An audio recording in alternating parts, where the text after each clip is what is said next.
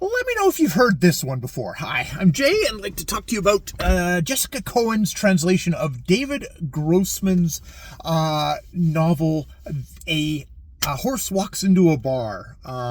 It is narrated by an retired Israeli judge whose wife has passed away and seems to have he ended up having to retire because he's becoming just too bitter, too caustic in his judgments. Was turfed by the legal profession because of it. A childhood friend, Dov, comes to him saying, "I want you to come and see my comedy show, and I need you there. I need you there as basically it's a witness. It's come to do witness." And yes, this is the stand-up show that turns into not a stand-up show, though peppered with horribly inappropriate jokes, but is about Dov talking about basically being sent to a military camp where young Israelis getting indoctrinated to become good Israeli soldiers, I guess, for protection and repression of the peoples around them. That's my own. This is a book that is definitely very caustic and very condemning of Israeli society, and also just sort of there's more of a general shame that you have to that emanates out of Dov that I think that you kind of all feel. It's one of these really uncomfortable one-man shows that you go to where you're like, oh God, and indeed, Dov does lose his audience as he goes along, telling about being at the camp and being called back because somebody has died. But of course, in a kind of very Kafkaesque kind of way, which Kafka actually gets mentioned near the end of the book. No one tells him who has died, or is it both? Is it only one?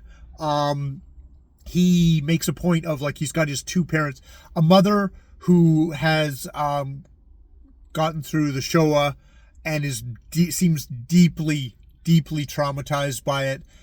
She has a job, but he has to pick her up from the bus station and kind of guide her home, or else she'll kind of wander off. She never leaves the home otherwise. Is really messed up.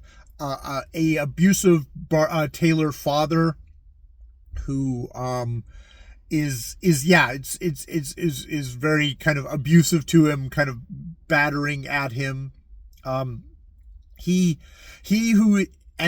got a thing of walking on his hands, which was just it's like he didn't want people to look at his mother as she escorted her home. He was afraid that she was going to get shamed, so instead he started walking on his hands to take their attention away, so no one would look at his mother. No one would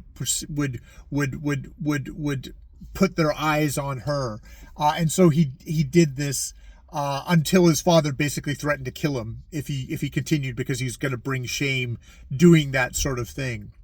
Now, and this is peppered with just kind of lame old jokes, also kind of really caustic things about the Holocaust, about, jokes about the Holocaust, jokes about the Israelis' kind of persecution of the Palestinians, to this Israeli audience. And an Israeli audience with soldiers who are, on leave, on furlough, and it's kind of a real kind of a it's Netnya, which seems to be, it's a kind of a seaside, very kind of small town, sort of industrial town. It's like a real grimy, hard-bitten place.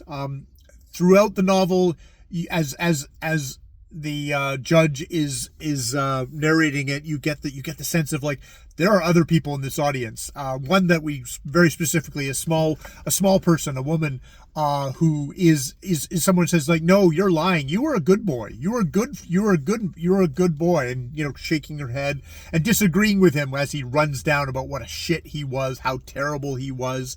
But it's all this one, you know, we have the interspersal things of the kind of the judge talking about it, feeling his own guilt, because yes, they had a math tutor, and they would talk a lot until he had to go and pick up his mom.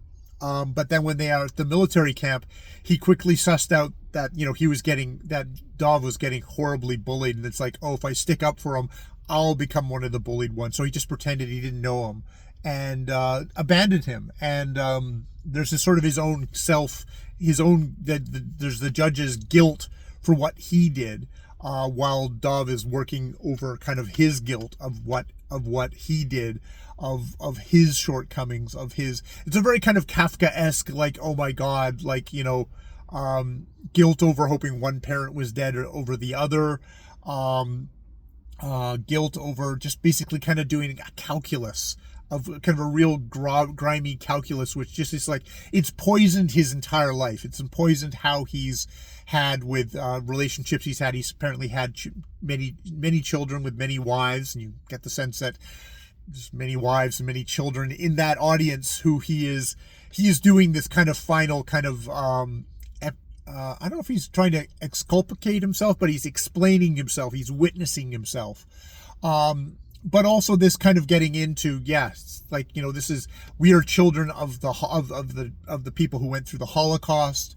We're the people who are now have set up this kind of society in this world where we're doing terrible things to the people who we're pushing out of the way.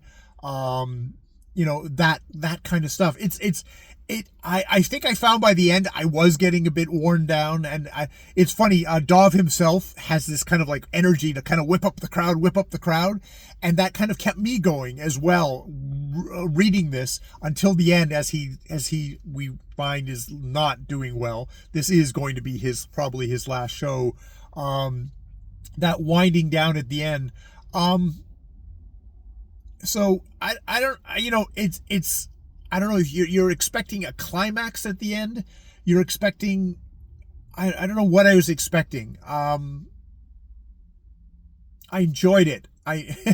On that kind of squirming in your seat in your seat kind of way. I really enjoyed this. I really did enjoy this. Perhaps it's because I'm not a fan of jokey haha comedy. I wasn't expecting that. I was expecting something more Kafkaesque, I guess, in a way, more lacerating, self-lacerating, and also lacerating to the audience, to us all. I live in a country where we've pushed out all the people who lived here. We just did it we did it 100 years ago or more. You know, whereas, and you know, those people are still here by now, by the way. We thank God our Canadian society wasn't that horribly successful at our thing with native peoples here, whereas you know, the Israelis are still in that process. And you know, if I was a Canadian back in the day when it was happening, I would probably be as resistant to being told that, you know, what I was doing was wrong as they are today. So, you know, nobody escapes intact in this book. Yeah. All right. I'm going to leave it there. Those are my thoughts on A Horse Walks into a Bar by David Grssmn, translated by Jessica Cohen. I'm definitely going to check out more books by this author and this translator, who I think translated at least a couple of other of his books into English. So I will have to definitely try that out. I've been Jay. More videos later.